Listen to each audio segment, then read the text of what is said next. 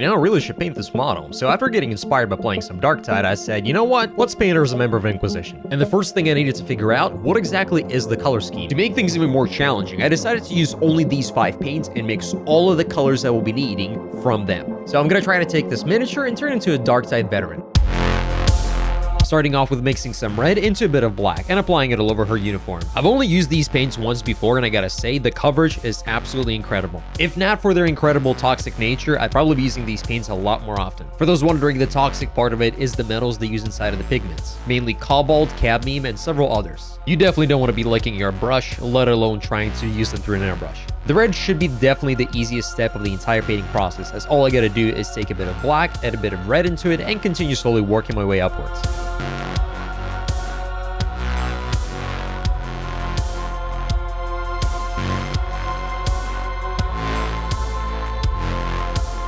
This model decided to paint a lot more carefully than I usually do, trying my best to create much smoother transitions between the red. Here I did consider trying to mix in some white into the red to make it much brighter, but it did have that classical pink effect that at first I thought I really enjoyed, but in the end I decided against it and just used pure red instead, giving it that really nice saturated look. My red definitely looks a lot different from the artwork and from the game. But given the fact that this model is going to be on the tabletop, I need to make sure that it's visible to the people looking at it and that it's easily separated from all the other colors, as unfortunately the model is very small and it'll be very difficult to tell, especially when you're looking at it from far away. And our uniform was done. Moving on to the leather, for which I'll be using the cadmium yellow. And here essentially set for about 7 minutes, just mixing a different combination of yellow, red, white, and black, slowly getting the color I actually wanted to get. I kept either making the color too desaturated or too saturated, so it took a while to get the right combination I wanted. As I began applying my first leather layer, it did look extremely red, but then as it began to dry, it actually looked very yellow, so that left me a bit confused, but I just continued working with it as the color was good enough that I didn't feel like messing with any further. Then I grabbed my midtone and began applying it to all of the edges, and also beginning all of these like cross-hatched details that I really enjoy in the leather. I will say, as difficult as it was to mix my own brown, this paint just applies in a single coat. I literally did not apply a second coat to any of the parts of the model thus far. The most difficult part of painting leather in this model is because it's so tiny, I kept forgetting about different leather straps and having to take the paint back on the brush and go back in. Usually I would be ignoring these details, but I did want to put in a bit more effort for this model. As a person who really enjoyed the book The Last White Shield by Justin D. Hill, and those books surrounding the fall of Cadia was just extremely interesting. Then for my final highlight, I mixed in a bit of white and yellow to my previous midtone. This time for my highlights, I wanted to focus on the utmost peaked edges. Since the red was turning out extremely bright, I wanted to make sure that the leather was still visible, as I felt like it would provide additional details to the model that would just really stand out and make her pop. And I continued applying all these cross hatches as if the leather's worn, and developed these little wrinkles. As I'm imagining, she's definitely not a rookie and has been around for a long time, and this equipment is getting used up a lot, and proceeding to apply all of it to the rest of the model. Here, I did consider experimenting by adding a little bit of blue to the red and applying it as a sort of shadow, but I really didn't enjoy it, so I stopped. Then I made even a bigger mistake and applied a lot of a sort of this reddish-brownish wash, as I felt like it was a bit too green, which I hated even more, so I just took some water and brushed it off. Now, the leather mistake was a bit costly, but luckily, paint did not dry in time, so I was able to wash it off without any problems, so the leather's back to looking normal. Now, I have no idea why the leather was turning out red, and then as it was drying, it's turning out yellow, but I had to improvise, and honestly, I actually kind of like the end result. One thing I'd like to recommend is don't buy these paints, especially if you're a new painter. These are not the paints you want to be using. Excluding the fact that they're quite toxic, they're not easy to use. Getting to the face, I had a rough idea of what exactly I wanted to do, as I've previously mixed Bugsman Glow, which I'm pretty sure most of you are familiar with. However, as I started painting, something seemed very off about the paint. The texture was coming out extremely weird, and I couldn't exactly pinpoint the problem, as I began painting her face and everything seemed fine. However, I couldn't exactly apply it in the way I usually do, which resulted in these very harsh transitions between the colors. And as I was painting her, I started to figure out that I'm not really doing a good job with the skin, so I probably need some help.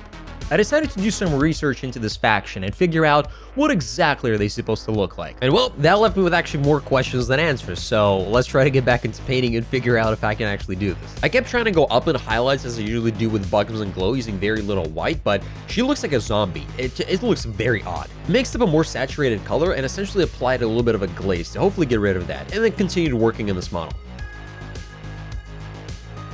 Okay, I'll be honest, I have no idea what's happening to the face, but I can't do it. The color seems correct, but whenever I try to paint it, it just looks awful, like it looks dreadful.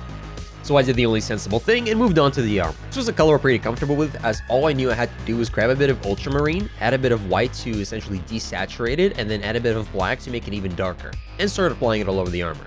And after all the frustration with the face, it was actually very nice to paint something that I was actually comfortable with. And mixing this color was just no issue whatsoever. Not to mention the paint reacted exactly as I expected and went on very smoothly. Unfortunately, I got so into painting, I forgot to see if my camera was still recording or not, so I only have second footage of this beginning of the highlight of the armor, which I actually decided to recreate right in the beginning of this. For this, all I did was just add a tiny bit of white and began applying it all over the model. Adding a bit more white and beginning to create these almost like mini edge highlights on some of the pieces of the armor that I thought needed a smoother transition for that part. Also simultaneously working on every other bit of armor and the sword. Now, if mixing my own paints wasn't challenging enough, for some reason I decided to try non-metallic metal. I don't know how to paint non-metallic metal. I never paint non-metallic metal. And so I began painting non-metallic metal, or more accurately, trying to do it to the best of my ability, which as I mentioned earlier is basically slim to none.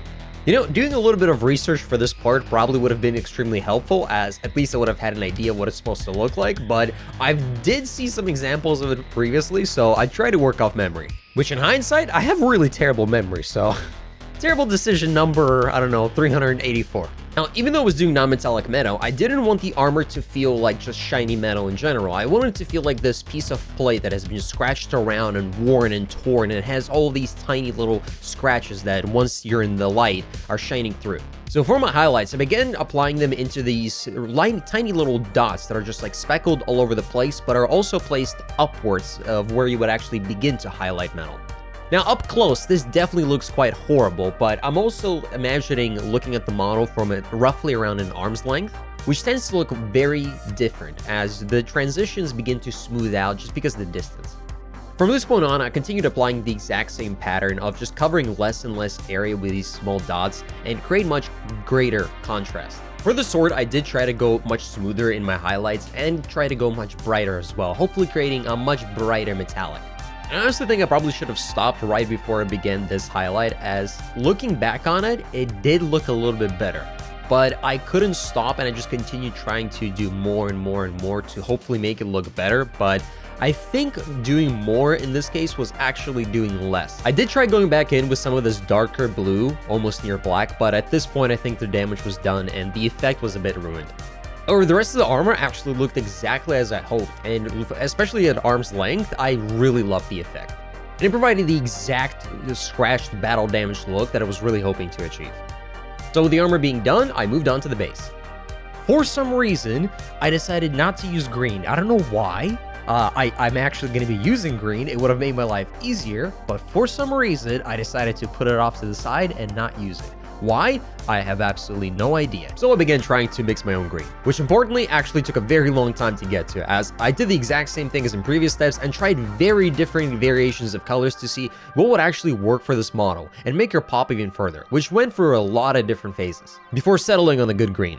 Hey, and if you enjoyed the video, consider subscribing, liking, disliking, all that YouTube stuff. Thanks. I did apply sort of these Plague Bearer colors just to make sure that it was still relatively grim dark and not too bright for the rest of the model. Also realizing in time that I actually forgot to paint her hair, so I did a quick job of that as well. Adding a bit more shadows to the base just to make the miniature pop. Then adding these hazard strips just because I thought they looked really awesome and the yellow was really cool. And the miniature was done!